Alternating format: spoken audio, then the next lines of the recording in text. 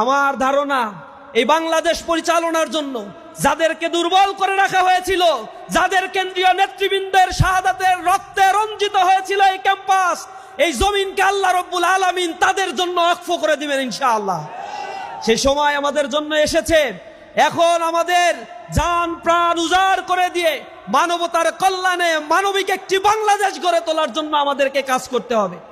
শহর, নগর, বন্দর, গ্রামে ঘাটে মানুষের অন্তরে আজ দাঁড়িপাল্লার জন্য এক বিশাল জোয়ার বইছে। তারা শুধু সময়ের অপেক্ষা রয়েছে। তারা এক মানবিক মূল্যবোধ সম্পন্ন সমাজ গড়ে তোলার জন্য শুধুমাত্র রায়ের অপেক্ষা করছে। আমরা আশা করি সেই রায়টা জনগণ দিবে। সেই কাঙ্ক্ষিত সময় আগামী বছরের ফেব্রুয়ারি মাসে আসবে।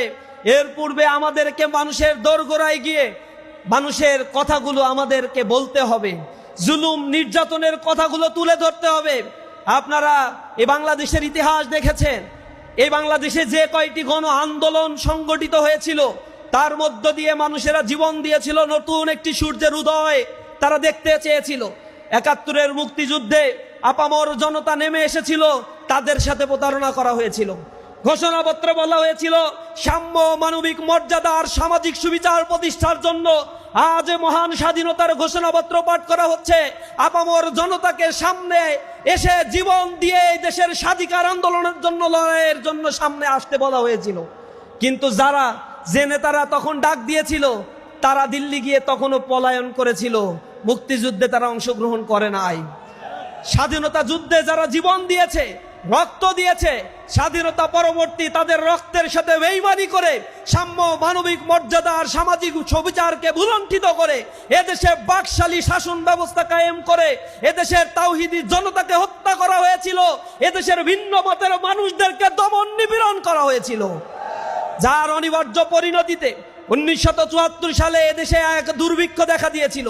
৭৫-এ মানুষ ক্রুদ্ধ হয়ে বাংলাদেশের মানুষ তাদের অধিকার আদায়ের জন্য রাস্তায় নেমেছিল। অনিবার্য এক ঘটনার মধ্য দিয়ে বাংলাদেশে একটা শিফটিং হয়েছিল। সেখানে আপনারা সিপাহী জনতার বিপ্লব দেখেছেন।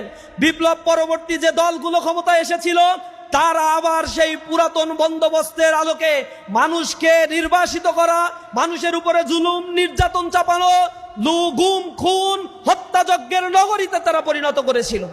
বিনিময়ে স্বৈরাচারের বিরুদ্ধে জনতা আবার ফুঁসে উঠে জীবন দিয়েছিল।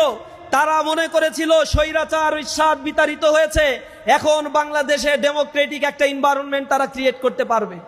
আমরা দেখেছি কিছুদিনের ব্যবধানে এই স্বৈরাচারকে পুনর্বাসন করার জন্য আওয়ামী ফ্যাসিবাদ তৎকালীন সময়ে তাদের সর্বশক্তি নিয়োগ করেছিল।